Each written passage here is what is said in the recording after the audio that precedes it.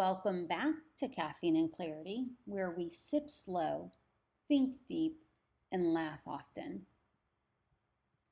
Today's episode is called The Art of Surrender and the butt-clenching truth about letting go. You know how people tell you to surrender to God, to His will, to what is meant to be? But no one really talks about how hard that actually is. Most stories go like this. I didn't trust God.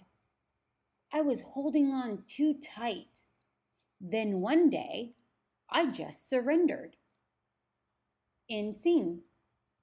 Cue spiritual glow-up montage. But life isn't a before and after photo, is it? It's the messy slide that no one hangs up on their wall.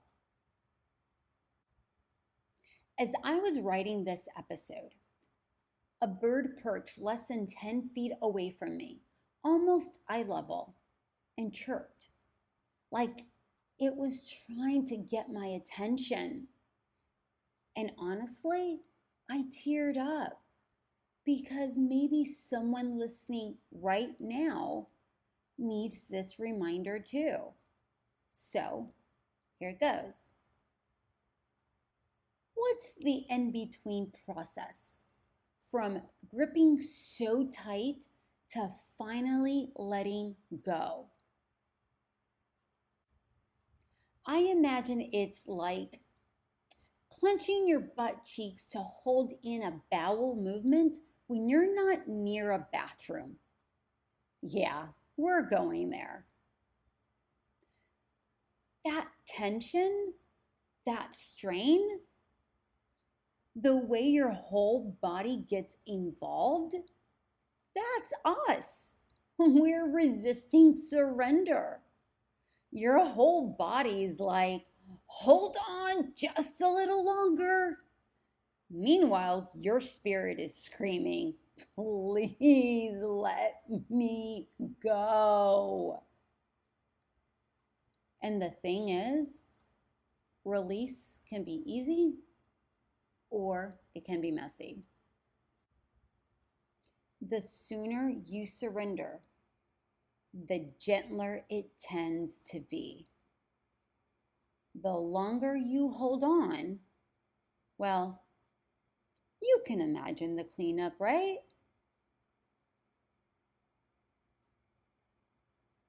The in-between, that's the hardest.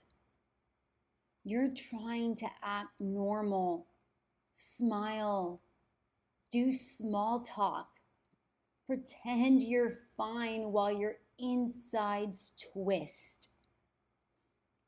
Every polite exchange feels like holding your breath just a little longer. We do this all the time. We white knuckle through seasons of our lives instead of stepping aside to release what's weighing us down. And most of the time, we're not holding on to God's plan. We're holding on to our own crap. Guilt, pride, fear, comfort, ego. I've done this so many times. I could probably teach a masterclass in spiritual constipation. Even now, I still catch myself doing it. I still worry about outcomes. I still stress about details. I still try to micromanage the winds that are trying to guide me. Even in prayer, I ask God to make the road smoother. Meanwhile, I'm the one driving with the emergency brakes on.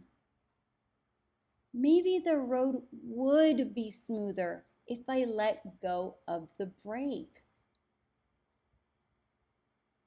If I saw those potholes not as punishments, but as signs to slow down and reroute instead of stopping entirely. But the loop keeps repeating. That endless merry-go-round we all ride. The one that starts slow and nostalgic, then becomes dizzying. At first, it feels harmless, fun even. But the longer we stay, the more we feel trapped in repetition. Same patterns, same songs, same cycles. Until one day, the music hurts your ears and you finally say, I can't do this anymore. But by then, things are spinning so fast that stepping off feels dangerous. And you wonder, did I wait too long? You might be there right now, one hand gripping the pole, heart pounding, sweat gathering, half ready to jump, half hesitant, fully terrified. That's the moment between holding and surrendering. And that moment, that trembling, breath holding, heart racing pause is what surrender actually looks like. Not instant peace, not a cinematic clarity, just raw trust. Even Jesus in the Garden of Gethsemane struggled with surrender. Luke chapter 22, verse 42. Father, if you are willing, take this cup from me. Yet not my will, but yours be done. Jesus knew the outcome, but still pleaded for another way. If he could wrestle with surrender, we can too. That's the grace in it. So maybe it's not about perfect faith. Maybe it's about faith despite fear. So do not beat yourself up for holding on longer than you should have, for staying in a relationship you outgrew, for keeping a job that dulled your spark, for praying for something that wasn't meant for you. You held on until you learned how to let go. And maybe that's the point. The discomfort is what strengthens the muscle of surrender. Each time the unclenching gets a little easier. You trust that release doesn't mean loss. It means alignment. When you finally surrender, there is peace. It isn't flashy. It is quiet, and it hums in your bones. Maybe the bird I saw today wasn't just a sign. Maybe it was a small nudge to remind us the divine meets us where we are, even in the in-between.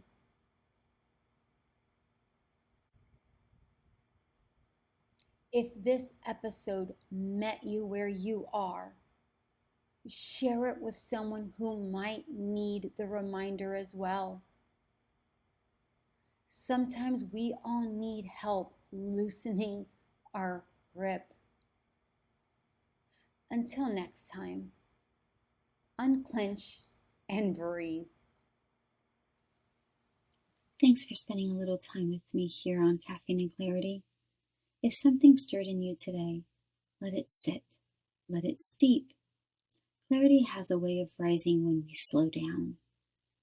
Until next time, keep sipping, keep feeling, and keep showing up for your own becoming. I'll see you next week.